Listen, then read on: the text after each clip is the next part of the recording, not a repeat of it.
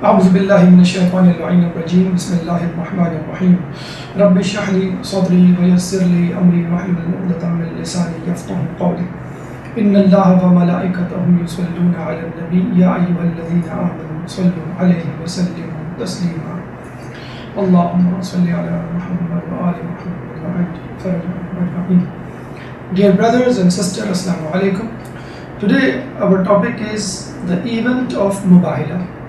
As you know that this month is unique in a sense that we have got three Eids in this month: Eid al-Azha, Eid al-Ghadir and Eid al-Mubahila. Being a Shia, we are unique in a sense that we have two extra Eid, that is Eid al-Ghadir and Eid al-Mubahila. Why do we have two extra Eid? And why do we have two extra celebrations? The answer is very simple, that we have extra grief, we have extra sadness, and you will know when we will be passing through Ayyam Azan that are soon to come. So when the people put question in front of you, why you people Shia or Mazhab followers of the Mazhab al-Bayt, you cry more and lament and do matam in Ayyam Azan. So why you are so sad during the martyrdom of Imam Hussain? You can say that we have extra grief, that is why we have extra celebrations, or vice versa, we have extra celebrations, that is why we have extra grief. So this is what we say Adli Ilahi. If Allah has given some grief, He will give some extra pleasure. So if Allah has given us tendency or opportunity to cry over the martyrdoms of our Imam and Masumeen, Allah has given us extra pleasure in the form of two extra Eid. So this is what we call Adli Ilahi. Before we begin the main topic, the core topic of Mubahila, let us begin with some terminologies which are similar to Mubahila so that we can avoid any confusion which can come to our mind during the discussion of Mubahila. There are four terminologies which are similar to Mubahila, so let us discuss briefly what are these terminologies. For example, the first one is Muzakira, second is Mubahisa, the third is Munazira, and the fourth is Mujadila. The first two usually you come across when you are watching and having an experience of media, that is Muzakira and Mubahisa. Muzakira is what two parties sit together, two people sit together and they discuss and they try to solve some issue. For example, a delegation from Pakistan, a delegation from India, they come together and sit in one place to discuss the issue of Kashmir. This is what we call Muzakira. What is Mubahisa?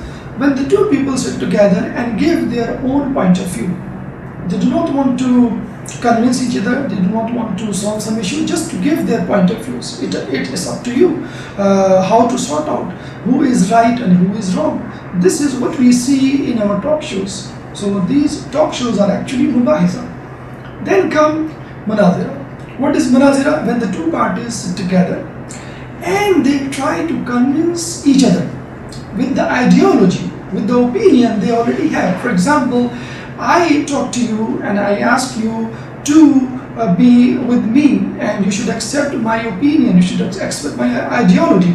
And you talk to me, you request me to accept your ideology because you think you are right. This is what we call Munazira, like the Munazira between the Sunni and the Shia people.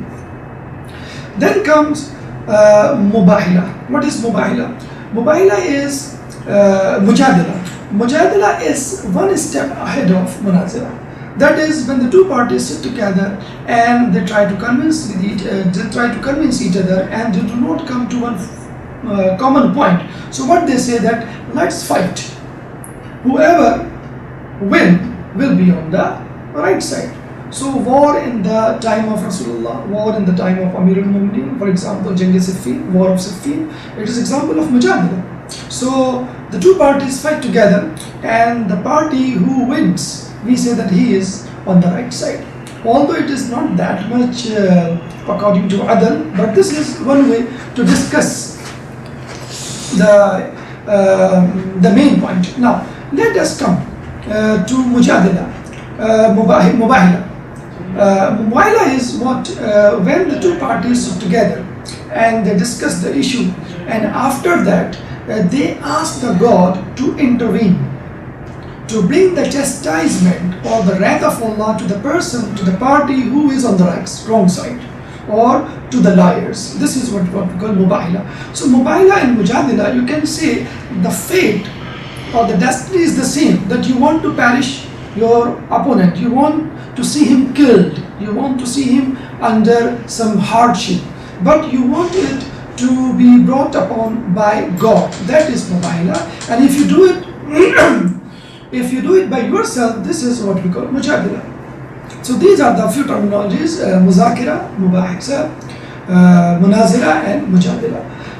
Now the Mubahila. If you go into the meaning of Mubahila in the dictionary, you will find that Mubahila comes from the word bhal. Bhal means to make anything free, any person or anyone or anything free.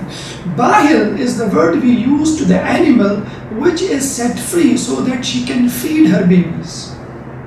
And ibtihal is the word which we use to leave anybody on his own way or disposal. You must have read a sign usually on the car parking, that car parking on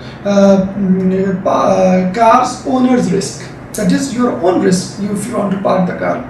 So this usually happens when the parents have a discussion with their children, and when they do not come to the point, the parents become angry and they say, go to hell, go out of this house, or do what you want to do and do not come to me, do not discuss this issue anymore. I do not have any relation with you, at least for this action I am not responsible. So this is what we call ibtihal. And then this word was used in a negative sense for those also who are not obedient to Allah. So we say that Allah will take care of them by Himself. This is what we call ibtihal. Mubahila is, as I told you, is sitting discussion of a party in such a way that they will just pray. This is their discussion. They will pray to God that bring your chastisement to the liar, the person who is on the right side, on the wrong side. Okay. So what are the events which brought about the main event of Mubahila? Because there are chains of events which led to the main event of the Mubahila. So let's discuss this, and before that, recite a salawat. Allahumma salli ala Muhammad wa ali Muhammad wa ajil farajah ajma'in. Second phase of our speech or debate is the messages and the event of Mubahila. Actually, when Rasulullah and his companions, when they were living in Makkah, they were facing hardships. Allah subhanahu wa ta'ala asked them to migrate to Medina when the hardships crossed their limits.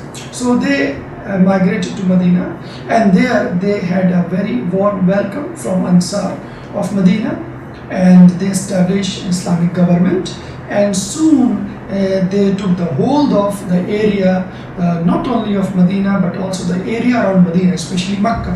The conquest of Makkah took place in 8th of Hijrah. On 9th of Hijrah, Rasulullah decided to invite others who are outside Medina and Makkah, outside Arab, to embrace Islam, to invite them to accept Islam as their religion. This is what we call should be the strategy of Amr bil Ma'ruf wa Nahy anil Munkar, that when you are perfect by yourself, and when you are perfect among your community, you should start talking about your religions to the whole world, because Allah subhanahu wa ta'ala says in the Quran, Inni ja'ilun fil ardi khalifa. So we are not the Khalifa of Makkah or Medina or some special place, we are the Khalifa of the whole world. So being a Muslim, we should teach and preach our religion to the whole world, all the people, all the communities of the world. So Rasulullah started writing letters to different heads of the states and different heads of the tribes. And every letter almost, he wrote down a very beautiful selective ayah from the Quran, that is Surah Al Imran, verse number 64. Allah subhanahu wa ta'ala says in this, قُلْ يَا أَهْلَ الْكِتَابِ تَعَالَوْا إِلَى كَلِمَةٍ سَوَاءٍ بَيْنَنَا وَبَيْنَكُمْ أَلَّا نَعْبُدَ إِلَّا اللَّهِ. Say to Ahlul Bayt, come to the common point. What is that common point? Allah na'buda illallah, that we will not worship except Allah. And this is a good message for us, that if we are sitting with the people who are not of our ideology, not of our religion, we should not talk about something which is controversial. People who are living in the Western areas, in Europe, in America, in Canada, this is a good example for them. If you are living with atheists, you should talk about humanity. If you are living with Christians, you should talk about Allah subhanahu wa ta'ala and Prophet Isa. If you are living with Jews, you talk about Allah subhanahu wa ta'ala and Prophet Musa. So this is the tactic, this is the technique and strategy we should adopt when we are going to do Amr bil Ma'ruf wa Nahy anil Munkar. So this is the same strategy Rasulullah sallallahu alayhi wa sallam adopted. So he wrote the letter to different countries, to different heads, to different people and tribesmen. One of the letter went to the Christians of Najran, that is located somewhere near Yemen. But at that time, the Najran was the hub, the headquarter of Christianity, like it is now the Vatican City, which is the hub of the Christianity. At that time, it was Najran. Most of the scholars of the Christians were living in Najran, so they were very much disturbed. And they felt the letter of Rasulullah is like an insult. Somebody has insulted their religion. Somebody has challenged them that your religion is wrong, leave it and quit this religion and come to us. So that is why they call all the people to come in the church, and they had a huge discussion. That is what we call manazira. This is what we discuss. Manazira is you are discussing the faith, you are discussing the ideology, and you are bent upon that the person whom you are talking to should accept your ideology. Now at this point you must be thinking that there were Christians only. Why they have munazira? Munazira takes place usually between the two peoples, two different types of people having different ideology. Actually, there was a person named Abu Haritha.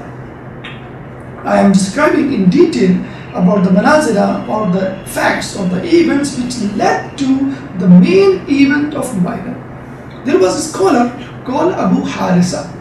He was around 120 years old, and he was a great scholar, and not only a great scholar, but he was a great personality in a sense that he was a pious person, and he was going through the Bible and other books with heart. And he was not greedy, he was not running after the world. So he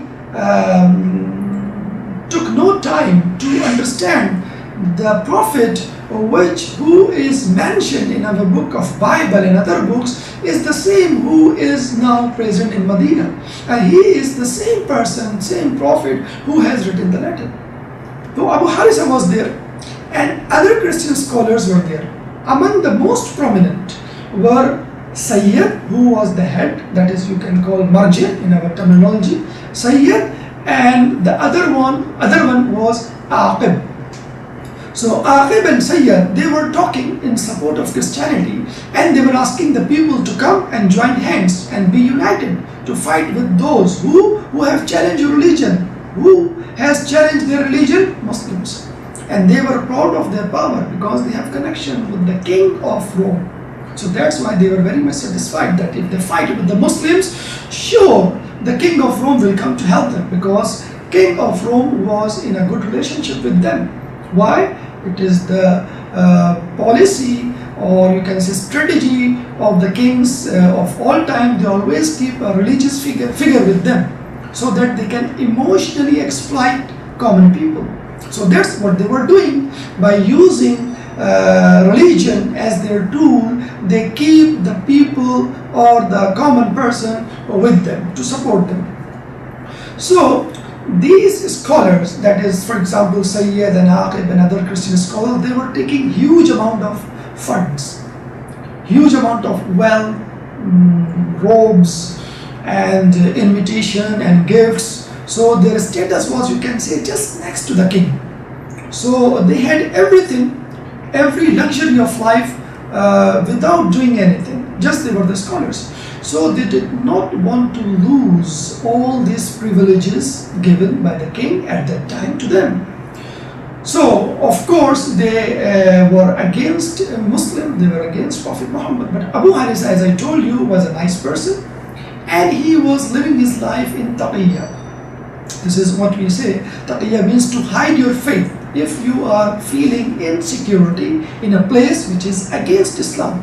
So Abu Harisa was feeling insecurity among the people who were Christian, but Abu Harisa had already accepted Islam, so that is why he did not disclose his faith. But when he saw peoples of Christian community, they were adamant and they were ready to fight with the Muslims, he said that this is the time I should disclose my identity, I should let them know that who am I by faith. So he said that, oh, the people of Najran, oh, the Christian scholars, you should take your wisdom into account. You should think about the situation wisely.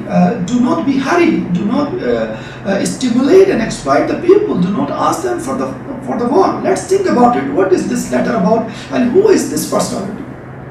Then Abu Harisa said that this is the same person. He is the same prophet who is mentioned in our book of Bible. Chapter 4, Kitabul Misbah, Book of Misbah. So the Christian scholars, he was the only one who was supporting Islam, who was supporting Muslims and Prophet Muhammad, and all of them were against Abu Harisa, the only one. لِكُلِّ فِرْعَانْ Musa. So Hatib and Aqib and Sayyid and other Christian scholars, they were very much confused and bewildered and very angry, furious over Abu Harisa, that he is the person who is going to disclose all our conspiracy, and he is going to disclose our real identity. He is going to explore what we are hiding actually. So what did they do? They just turned the topic and they said that you don't know Abu Harisa, you are a scholar, we know and we respect you as a knowledgeable person, but please mind it well that this person is Muhammad and we are talking about Ahmad. See, so beautifully they turned the topic and they tried to divert the attention to another point, another focus. They say that actually the prophecy, the news about Muhammad was given by Prophet Musa, and the prophecy, the news about Ahmad was given by Isa. He is Muhammad and we are talking about Ahmad and we are waiting for Ahmad. He said, what is the difference between Muhammad and Ahmad? And if these are the two names of the two people, then why don't you accept Muhammad as prophet? He said that actually Muhammad is a prophet for his nation only. Muhammad is a prophet for the Quraysh, for the people of Medina and Mecca. And it was actually, it's a fact that it was the rule sometimes that at a time you have different prophets in the world, and each prophet is responsible for his territory, for his country, for his nation. So this was the logic given by Aqib and Sayyid, that Muhammad is only for the Qurayshi people or for the Medina people or the people living in Mecca. We are different. He is not the prophet for the whole world. He was angry, Abu Harisa, that why they are turning the topic, why they are giving lame excuses, and why they are hiding the facts.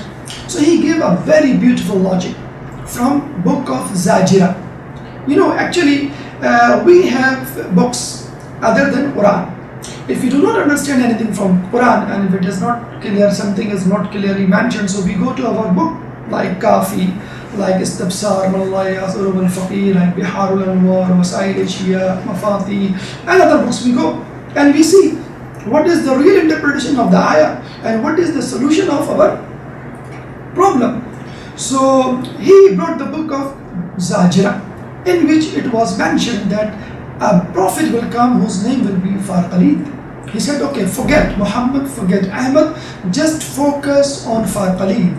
Don't you think the features which are mentioned in the book of Zajira about Farqalid, the prophet, these features are present in the present prophet, that is Muhammad. So don't accept Muhammad or Ahmad, don't go into the discussion of the name, just focus on Farqalid. What about Farqalid? Then these two Christian scholars, Aqib and Sayyid, they asked Abu Harisa, who Farqalid you are talking about? They were pretending that they do not know exactly who is Farqalid. So Abu Harisa mentioned that Farqalid is whose son will rule the whole world. Actually, he wanted to point out towards Imam Mahdi. The son of Khalid, that is the son of Muhammad, will rule the world, that is Imam Mahdi. And that is mentioned in the Sa'ifa Shamun, who is the successor of Prophet Isa. So at that point they were very much confused, and they were very much embarrassed that now maybe our conspiracy is going to be disclosed. They say that no, you are on the wrong side still. If he is for Khalid, they brought another logic, another point. If he is for Khalid, then where is his son? You said that his son will rule the world. Prophet Muhammad does not have any son, so he is not the far Khalid. This is another situation, another logic they brought. Then Abu Harisa went to his peak, and he brought many books to show them the proof. First of all, he brought the book of Kitabul Jami'ah. Just like our Kafi, there was Kitabul Jami'ah. The name suggests it was a big book, authentic book. In Kitabul Jami'ah, he showed them that it is mentioned that Allah subhanahu wa ta'ala once showed a nur to Prophet Adam. When Adam asked, what is this nur? Allah subhanahu wa ta'ala said, this nur is of Ahmad. As I am Mahmud, so he is Muhammad. See? Now the problem, the issue of the two names of the two different personalities are solved. It means these two names belong to one person. Allah subhanahu wa ta'ala introduced his prophet how? This nur is of Ahmad, as I am Mahmud, so he is Muhammad. So the Ahmad and Muhammad are the two names of the same person. Then he said, the nur which is standing behind him is the nur of his wasi, Imam Ali. Then the nur standing behind him is the nur of his daughter, Bibi Sayyidah. Then the two nurs were standing behind Bibi Sayyidah. These are the two sons of Prophet. And the other nurs are the sons of Prophet. And the last one is the nur just like the star of the morning. This is the nur who will be ruling the world. So in this way he proved, Abu Harisa proved that Ahmad and Muhammad are the two names of the same person. And then he brought another book, it is not a book actually, pages, we call it Sahifa Ibrahim, Sahifa Shis, and some other books he brought. So Kitabul Jamia, Kitabul Zajira, Sahifa Ibrahim, Sahifa Shamun, and Sahifa Shis. So 2 books and 3 Sahif. The 5th one were there to counter their problems, to counter their logics. So all the Christian scholars, they were totally in bewilderment, totally confused, especially these 2 scholars who were defending Christianity in a wrong way, that is Sayyid and Aqib. They were very much, you can say, embarrassed, and they were thinking what to do. So as I told you before, they knew it very well that he is the same person, he is the same prophet who is mentioned in their book, but because of the greed of the world, greed of the wealth, greed of the gift, parties and status, they did not want to accept Prophet as their Prophet Muhammad as their prophet, because all these luxuries and privileges will go to Prophet Muhammad and they will be subordinate under the supervision of Prophet Muhammad. That is why. So what did they decide now? To delay the issue, what we call it delaying tactics. So they said that okay, whatever you said we accept, all these things are true and your logic is okay, acceptable, but we want to see this person by our eyes. We want to discuss something with this person face to face. Then we will decide that who is on the wrong side, and if he is the real prophet, we will accept. So now they set off from their place, from Najran. 1400 people were there in their possession, and they reached Medina. When they reached Medina, they were wearing very beautiful clothes made up of silk. They were wearing gold jewelry with the gold rings, and they were coming just like the kings. So they were giving a corner in the mosque of Nabawi, and they were doing their prayer the way they wanted. And as you know that we have azan and aqama for our prayer, so they have naqus, that is a special church bell. They ring it so that the people get ready for their prayer. But when they were ringing it, companions of Rasulullah, they got angry. What is this? In the mosque of Nabawi, they are ringing the bell of Christian church. Rasulullah said them, don't disturb them, let them do whatever they want to do. They are our guests, and we are Muslims, we are doing our ibadah, our worship, so let them see what we are doing, how we are praying, how we are carrying out our daily routines. And that's a beautiful logic. If you tell them, the Christian scholars, to go away somewhere, so they would not be able to see the routine of Muslims, they would not be able to see and meet and to have interaction with the Muslims. So this is another point of Amr bil Ma'ruf and Nahy anil Munkar. So people who are living in the Western culture, Western society, Western countries, they are sometimes confused what to do. Should we live here or should we leave to our country? So the answer is this, that if you are confident that you can save your iman among the society of Western countries, and you can convince others with your character, with your logic, you should stay there. It is wajib for you. If you can save people who are living in the Western countries by saving their faith, by giving them information, if you can save, not only you can secure your iman, but also can protect iman of your colleagues, iman of your Mu'min brother, you should stay there. So that is why it is not bad to have interaction with the Christians, with the Jews, with the atheists. No problem if you are quite strong in your faith, in your actions. Inshallah, Allah subhanahu wa ta'ala will let them come to you, will convince them with your actions. But the condition is your actions should be pure, your intention should be pure, and you should be a practical person. You should prove by yourself that I am a true Muslim. Anyway, they were doing the prayer, they were doing the worship, but in these 3 days, Rasulullah did not pay any attention, even he did not give the answer to their salam. Why? They went to Abdurrahman bin Auf, Osman bin Affan, and they asked them, what is this? We have come from so far place, Najran, and we want to talk to your Prophet, and your Prophet is quite indifferent to us, not giving any time, not looking at us, not giving answer to our questions. What is this? So they said that we do not know exactly what's going on and what is in his heart. Let's go to Imam Ali. Let's go to Ali and ask him that what is the reason behind it. So they went to Ali.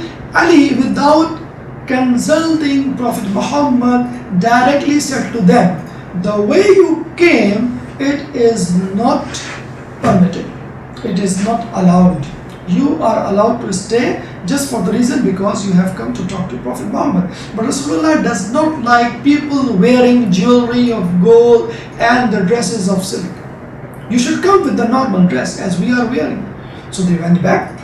This is again a logic, a message for us that we should not respect any person who is wearing good clothes, having a good model of latest mobile or latest car, have a huge house. So usually we become impressed with the appearance of the people, with the dress of the people, with the property, with the wealth, with the status they possess in the society.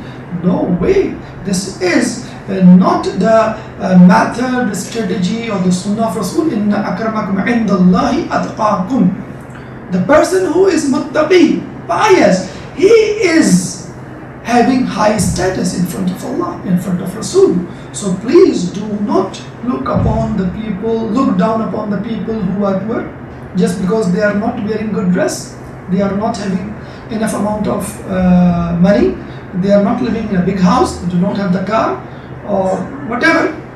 So respect the people because of their knowledge, respect the people because of their taqwa, ilm and amal. These are the two things you should focus on. Anyway, so when they came back with the normal dress, they start talking munazira. This is what we said. Munazira is what? You have your own way, me have my own way of ideology, and we are talking to each other to convince each other. So Christians sitting in front of Rasulullah, and now they are talking to each other about their religions and trying to convince.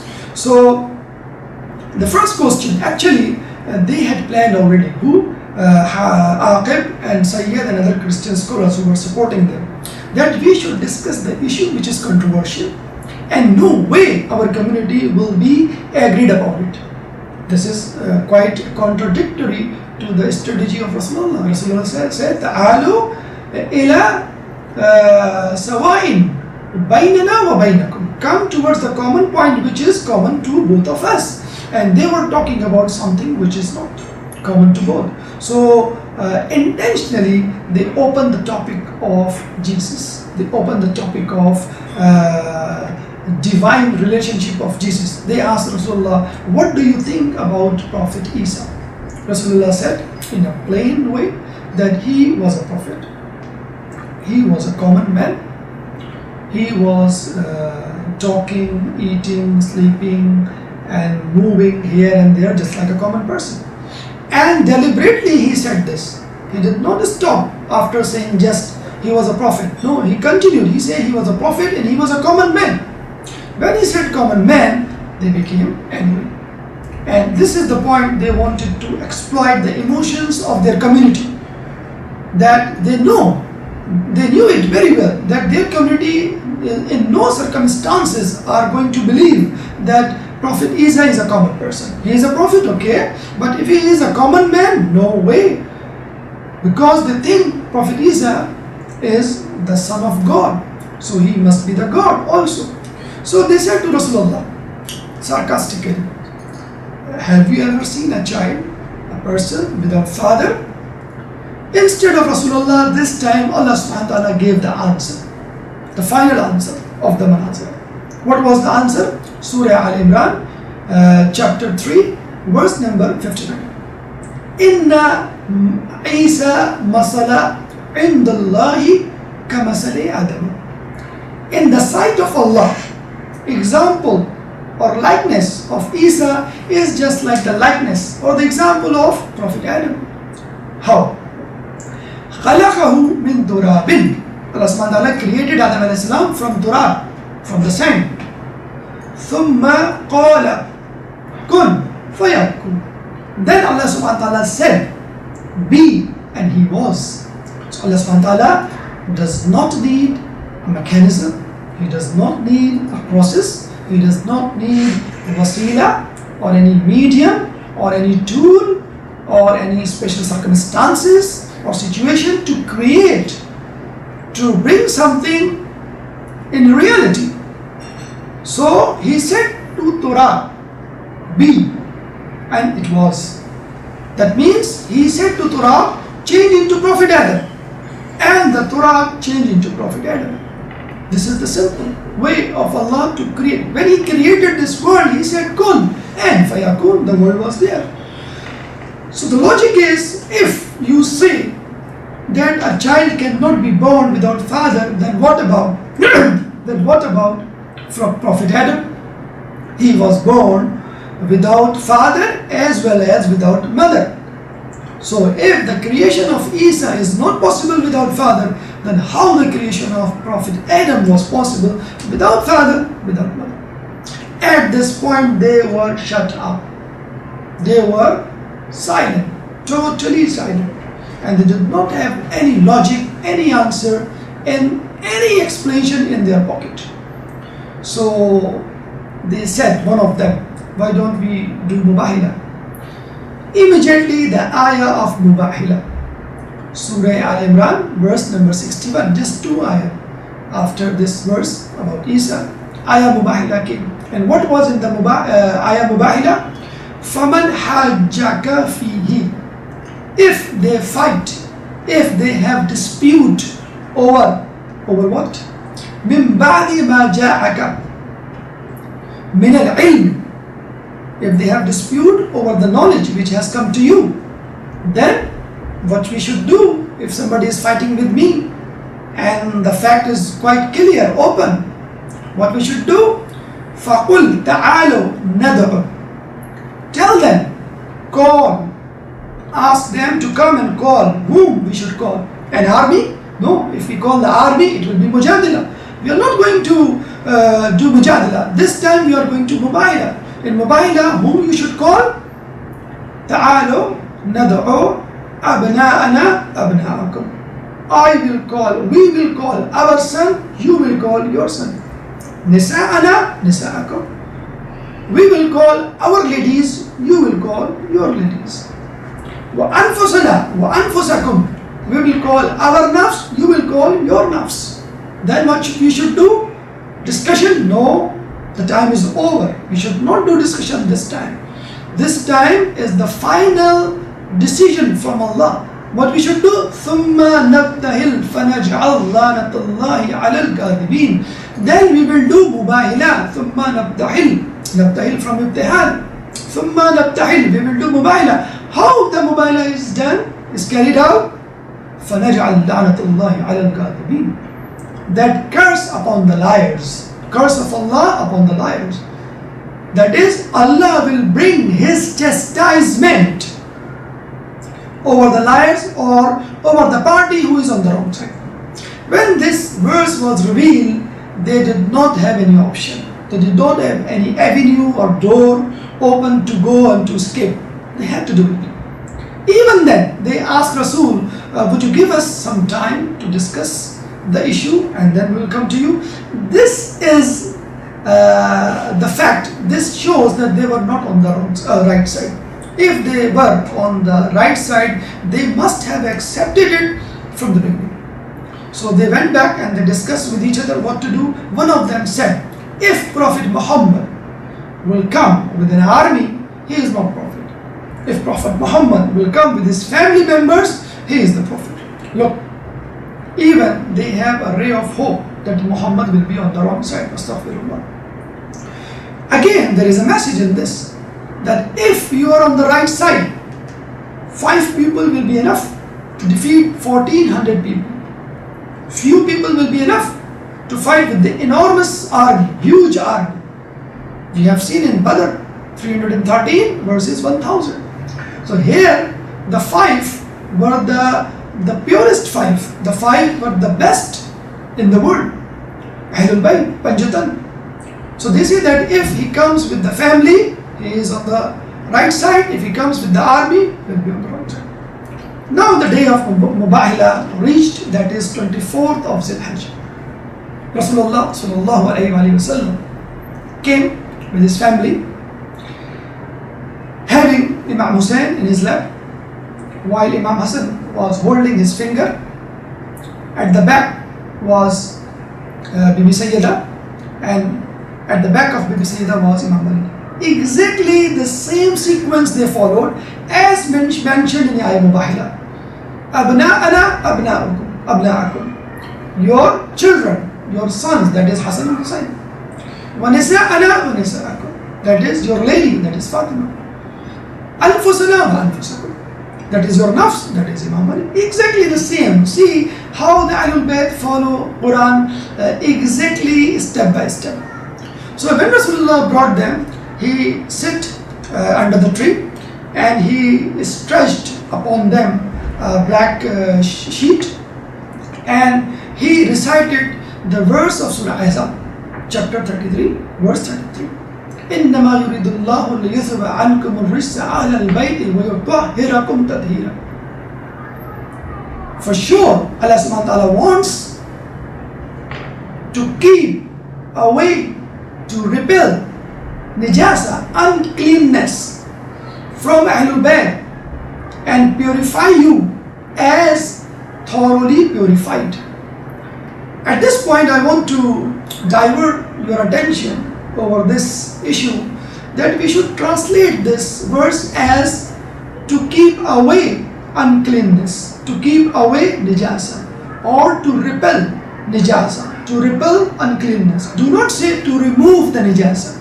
When we say remove the najasa, it means najasa was there and now you are removing. Astaghfirullah. And najasa here means sin. Najasa here means mistake. Najasa means you disobey your God. Astaghfirullah min kulli dhanbin. Ahlul Bayt never did it. So how you will remove the najasa? Was there any najasa or sin committed by Ahlul Bayt? No.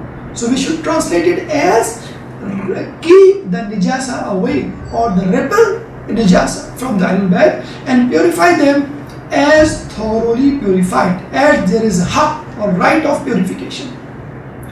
When Rasulullah recited this verse, he asked his Ahlul Bayt that I will pray and you will say Ameen. When Rasulullah raised his hands, there were some changes brought upon within the environment. What were the changes? The color of the sun became changed. There were black, huge, enormous clouds. Actually, it was not the season of rain, but there were black clouds. Mountains in the field of Mubahila were trembling. Trees were bent down. Birds with their wings spread, both down. When this situation occurred, one of the person from the Christians, his name was Manzar bin Al-Qama.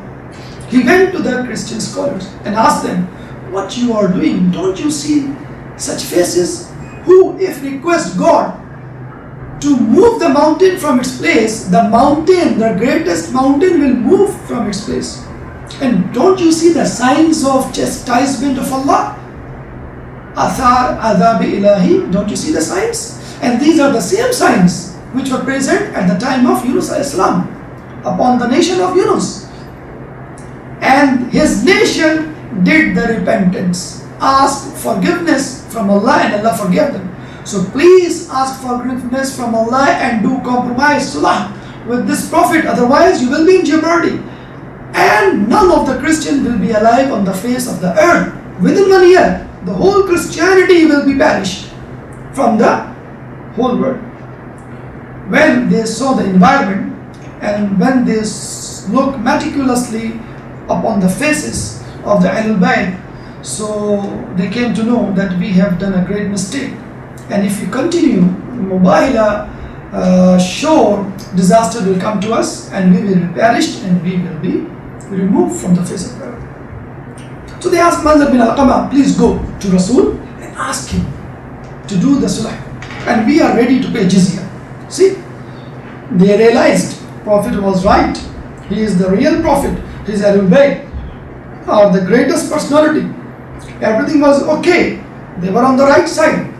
Prophet was on the right side. Islam is the true religion. The truthfulness of Islam was totally exposed. Even then, they did not embarrass Islam. Even then, they did not convert to Islam. They were ready to pay tax. They were ready to pay jizya or tax. That is a special tax given to the Islamic government by the people who are not Muslims. So this is a message for us that we are ready to give charity. We are ready to give alms. We are ready to give sadaqah. But when it comes the time of namaz, we say, no, I cannot pray. Is there any way I will give the money and to get rid of namaz? People are asking such absurd questions that I don't want to keep fast in Ramadan. Is there any way? How many dollars, how much money I have to pay for one fast? What is this? If you do not have a valid reason, you cannot escape your fast.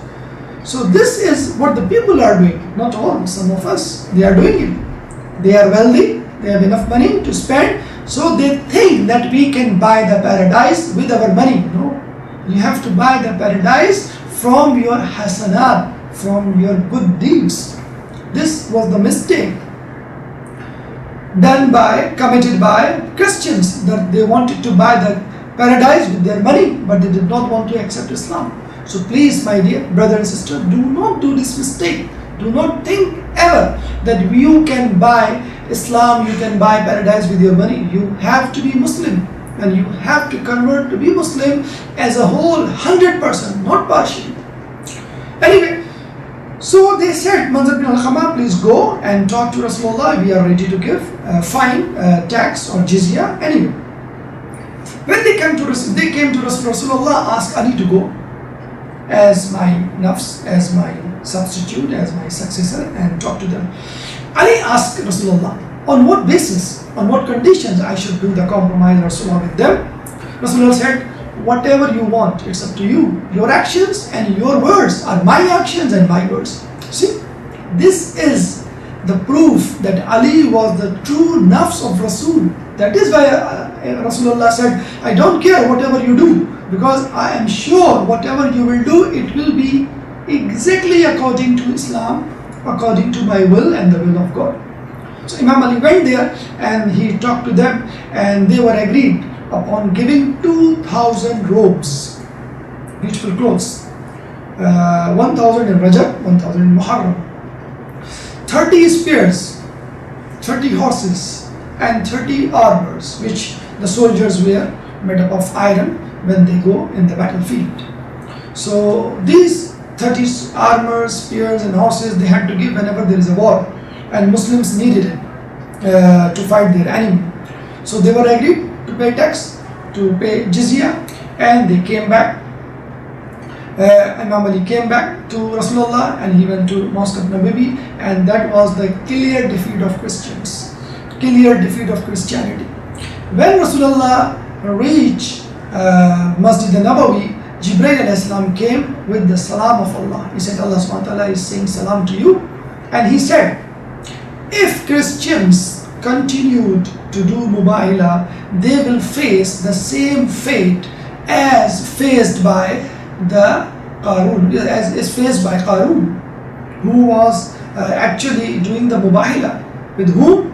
With Musa and Harun and their Ahlul Bayt. So it's a sort of Mubahila. When they asked Qarun to give zakat, he said, no, I'm not going to give it. He said, no, you have to give it. He said, no, you want to take my money. He said, no, we don't want to take your money. We want zakat for Islam, for Allah. He said, no, if it is for Allah, Allah will bring azab. Allah will bring a chastisement over me. And then what happened? The earth engulfed him with his all wealth, with his all supporters and his family members, who were the supporters of him. And exactly the same thing happened with the Haris bin Nu'man Fari. You must have heard this even in Eid Ghadir. That Haris bin Nu'man Fari, when he came to Rasulullah and asked them, why did you do it? Why did you impose Imam Ali as our Imam and Mawla over us? Is this your decision? If it is your decision, okay, I'm not going to accept it. If it is the decision of Allah, then Allah will bring some chastisement, azab over me. And before he rode upon his horse, a stone came from the sky and hit his head, and he died instantly. So what is Mubahila? You are asking God for the wrath, for the chastisement, for the azab, and always it happens whenever you ask for it, because you are challenging God. And when you are challenging God, God will never go to back foot. You will see him always in the forefront. Anyway, the Mubahila came to an end, and everything was over, and the Christians of Najran did not accept Islam, except Abu Harisa. All of them, they went back. Regarding the ayah Mubahila, there are some objections, unfortunately, raised by some critics who are Muslims by themselves.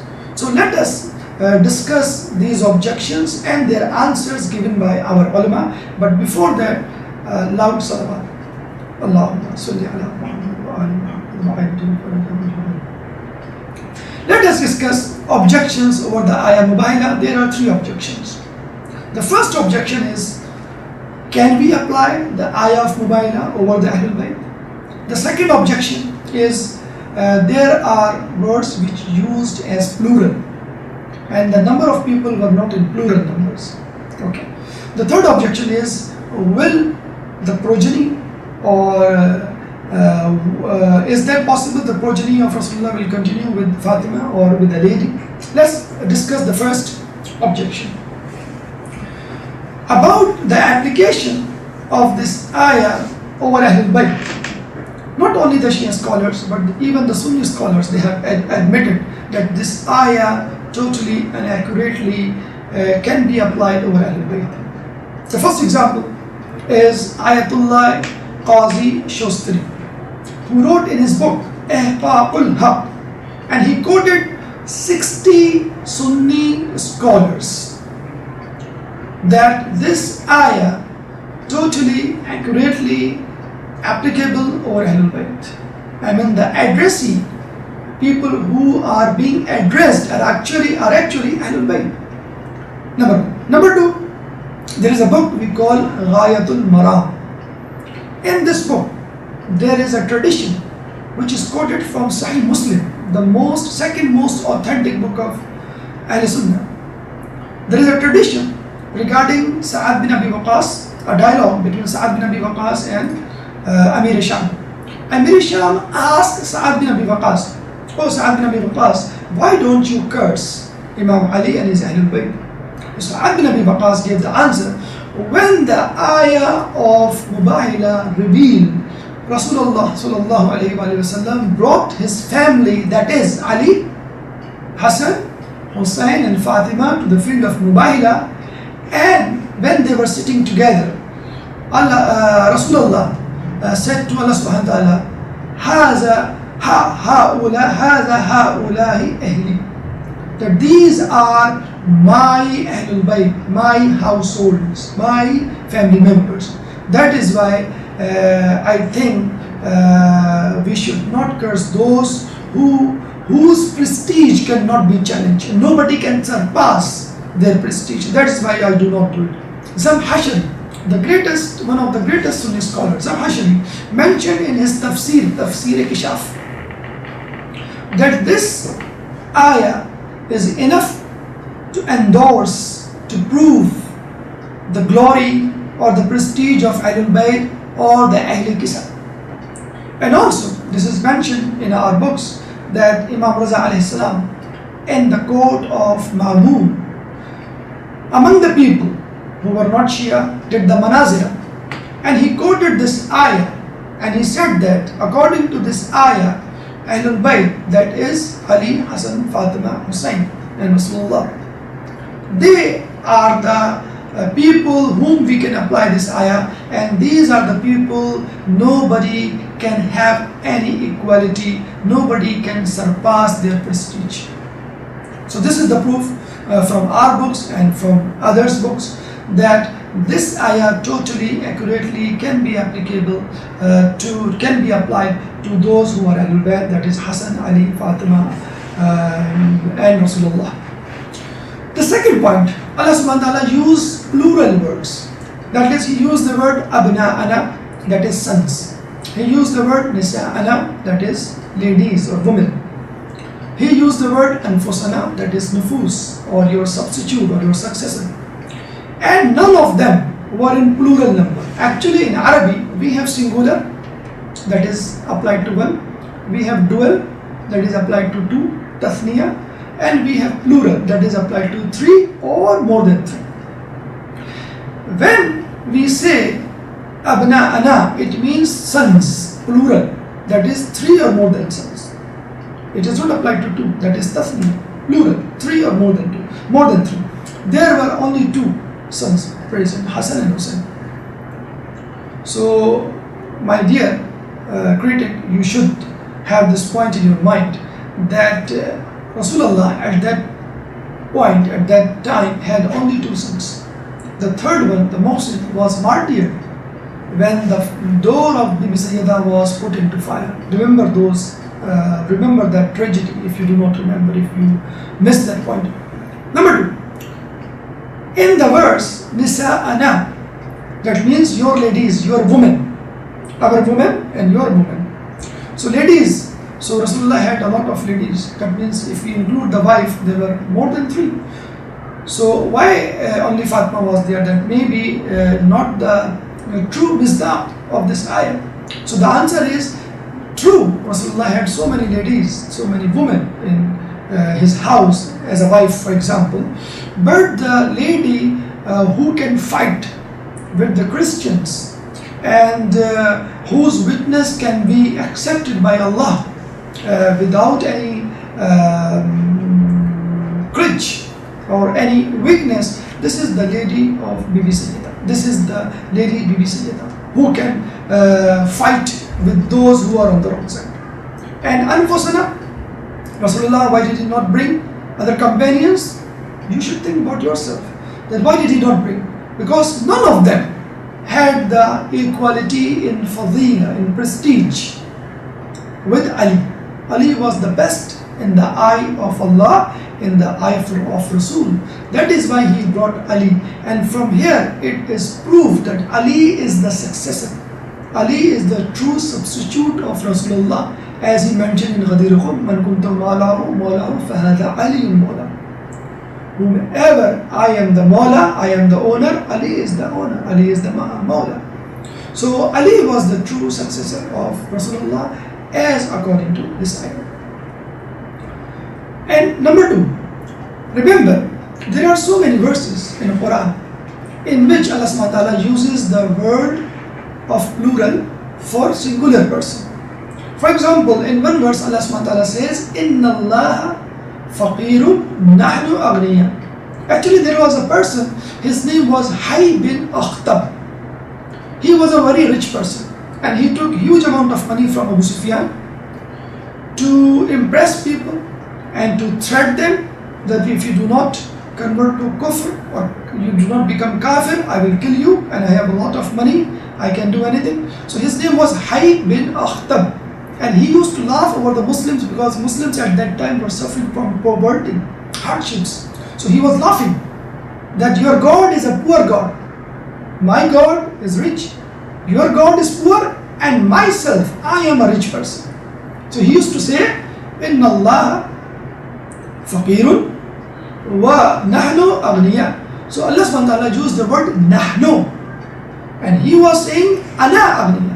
He did not say nahnu, but Allah subhanahu wa ta'ala used the word nahnu. Nahnu means if it is more than one, the same ayah can be applied.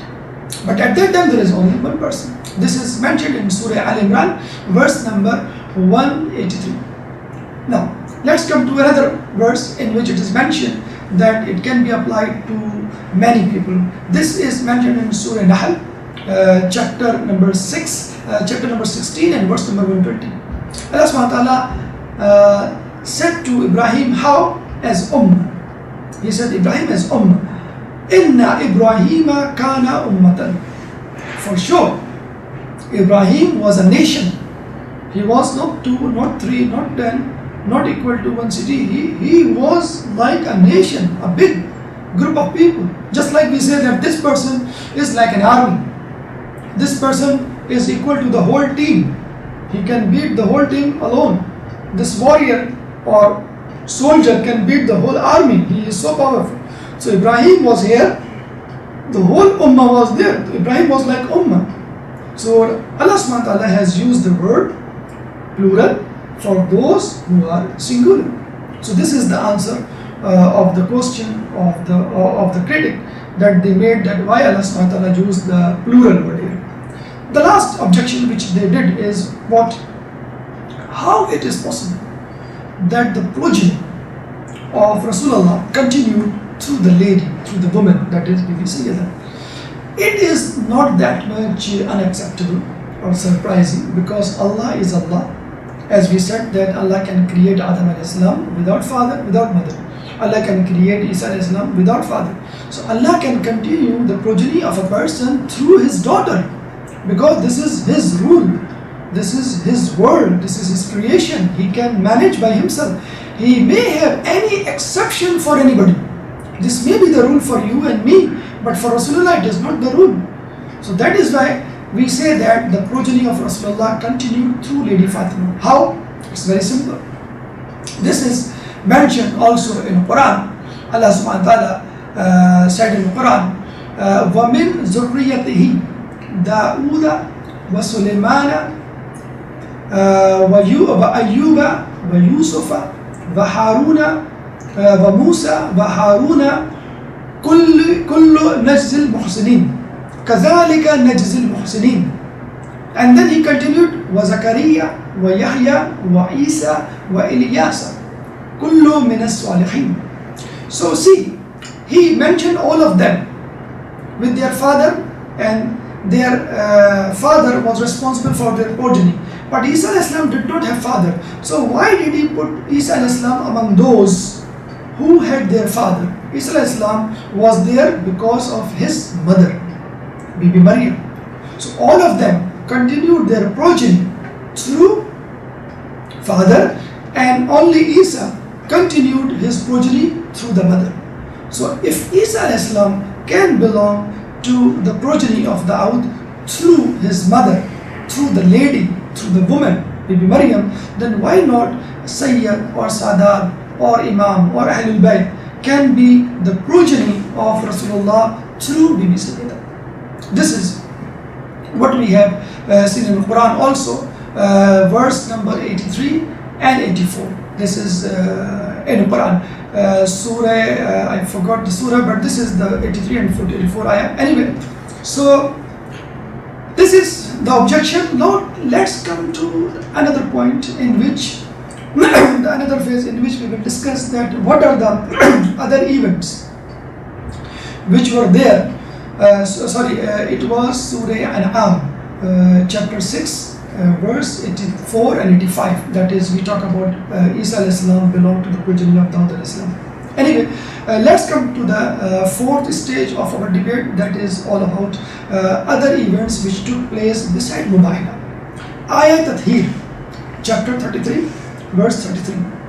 Allah subhanahu wa ta'ala revealed this ayah on the same day, 24th of Zilhaj. إِنَّمَا يُرِيدُ اللَّهُ لِيَذْهَبَ عَنْكُمُ الرِّجْسَ أَهْلَ الْبَيْتِ وَيُطَهِّرَكُمْ تَطْهِيرًا.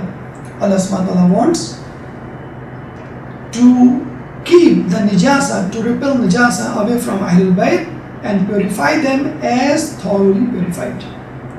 Number 2, this is the ayah which Rasulullah quoted and gave the reference when he was in Mubahila. And this was the ayah which was revealed when the event of Hadith al-Qisa took place. Hadith al-Qisa, which usually we recite in our majalis or before any event which we celebrate in our homes or in our Imam Barga. So this is Hadith al-Qisa. The event of Hadith al-Qisa took place on 24th of Zilhaj, the same day. Number 2, Ayat al-Vilayat. What is Ayat al-Vilayat or Ayat al-Vilayah? Ayat al-Vilayah is about the Vilayah of Ali. This is mentioned in Surah Ma'idah, chapter 5, verse number 55. إِنَّمَا وَلِيُّكُمُ اللَّهُ وَرَسُولُهُ وَالَّذِينَ آمَنُوا الَّذِينَ يُقِيمُونَ الصَّلَاةَ وَيُؤْتُونَ الزَّكَاةَ وَهُمْ رَاكِعُونَ. That the wali of people is Allah, Rasul, and those who pray namaz and give zakat during ruku. And this is mentioned in the books of history, that once Imam Ali was praying and some destitute came into the mosque of Nabawi and asked the people to give something, but nobody gave him anything. So Imam Ali stretched out his hand during the ruku and he took out his finger. When the people objected over the concentration or over the validity of namaz of Ali, that he was not well focused in namaz, he was listening to the destitute, he was engaged in giving alms, zakat. So Allah subhanahu wa ta'ala revealed this ayah that this action of Ali does not break his namaz, did not create any naqs or defect in the namaz, despite this is one of the signs of his wilayah. Number 2. Number 3, Surah Dahr or Surah Insan or Surah Al-Adha. These are the 3 names of the same surah. Chapter number 76, and especially the verse 8. وَيُطْعِمُونَ الطَّعَامَ عَلَى حُبِّهِ, who feed the people food just for the love of Allah. Who? Yatim wa miskin wa asira. Yatim, miskin and asir. Destitute, traveler and the prisoner. And this happened once Ahlul Bayt fasted for 3 days, and the 3 days every day there was a person asking for the food. Once on the first day there was yatim, the second day was miskin, then second day yatim, and the third day was asir. So this verse and especially this surah was revealed to Ahlul Bayt in the prestiginess of the Ahlul Bayt. So Rasulullah asked first of all another companion to take this surah and teach people. When he was on his way, Rasulullah, the wahi came to Rasulullah and asked Rasulullah, no, this person does not deserve to teach and preach this surah, you should send Ali. So Ali went after him and he took the surah and he taught the surah to the people. So these three events along with Mubahila took place on the same day, that is 24th of Zulhijjah. It is quite similar to Eid-e-Ghadir, you know. Three other events also took place in the Eid of Ghadir. Now on 18th of Zulhijjah, the last phase of our debate, our speech, our dars is about Amal. Remember, we are the people that we should have a self-control all the time, and especially when we are happy, when we are celebrating some ceremony and we are exalted in some jubilation and we are very much happy, because it is an experience of the people that usually you slip away from your track when you are happy. You can see in the Western countries what they do in their Christmas Day, what they do in New Year Eve. So whenever there is a day of happiness like birthday, for example, or sometimes it happens unfortunately among us, among our community, that is Muslims community, in the marriage parties, in birthday parties, usually we have music, usually we have mixed gathering. Not all of the people they do it, but some of the people they do it. So when you ask them and you ask them to stop it, they say no, in happiness, in prayer you are allowed to do it. This is wrong. So remember, whenever you have a good day, good thing, good event to celebrate, your responsibilities become more. That is why we have two surah and 2 rakat nafil, 2 rakat namaz of Eid al-Fitr and Eid al-Adha, and both the surah contain the same sentence more or less, that is the message is same. قَدْ أَفْلَحَ مَنْ زَكَّى Surah Shams, first rakat of Eid al-Fitr Eid al-Adha, and قَدْ أَفْلَحَ مَنْ تَزَكَّى, second rakat of Eid al-Fitr and Eid al-Adha. Both of them have the same manner. That is, the main success is to purify your nafs. So that is very much important from Allah. Important point to remember, that we should not go away from our track, and our responsibility regarding the obedience of Allah, worship of Allah becomes more. How? In Eid Ghadir you have different amals. Similarly we have amals in Eid Mubahila, and they are quite similar to Eid Ghadir. That's why quite easy to remember. First of all, what we say that you should rejoice, you should show your happiness, you should feel the pleasure, you should feel it internally and you should show it to the people. What I believe that we should celebrate Eid al-Ghadir and Eid al-Mubahila in such a way that the people will join us. Like 9th and 10th Muharram, we do lament, we do matam, we do aza, we do girya, we cry, we weep, and we are so much out of our sense that people become sad. When they look at us, they become sad. And the government of Pakistan give 2 days vacation, 9th and 10th. Shia have to do something, with the Karbala, and with the 9th and 10th Muharram they are commemorating the Azza. But about other people? But their Azza has got so much intensity that the whole city, the whole country is engulfed by this Azza. And you think that all the people have converted to Shia, and all the whole country is the follower of Mazhab of Ahlul Bayt. So why don't we celebrate Eid al-Ghadir and Eid al-Mubahila in such a way that people will give the people will join us, and the government will give us 2 extra vacation holidays, and it is not that much difficult. In New York they have proved. In New York school nowadays they are going to give 2 days extra holidays, because these 2 days belong to the Eids of Muslims, Eid al-Fitr, Eid al-Adha. Because children are absent from their schools, Muslims are absent from their offices, so they say that if they are absent continuously in this way, so it is better to give official holiday from the school at least. So why don't we celebrate Eid al-Ghadir and Eid al-Mubahila, that government will be bound to give holidays on this occasion. Number 2, ghusl we should do. Number 3, you should give sadaqah. This is the same, actually rejoice, give sadaqah or do ghusl, it is same like Eid al-Ghadir. Then number 4, fast. Fasting of Eid al-Ghadir is important, fasting of Mubahila is also mustahab. Then number 5, you should pray namaz, 2 rakat namaz, exactly the same what you have done in Eid al-Ghadir. In the first rakat and the second rakat, in both the rakat you have to recite 10 times Surah Ikhlas, Ayatul Kursi and Surah Qadr. 10 times each in both rak'ah.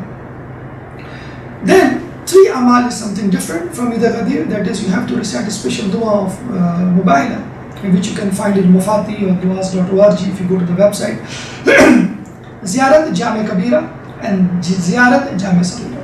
So these are the amal which you have to carry out, and this is the way you should celebrate your Eid al-Mubahila and Eid al-Ghadir.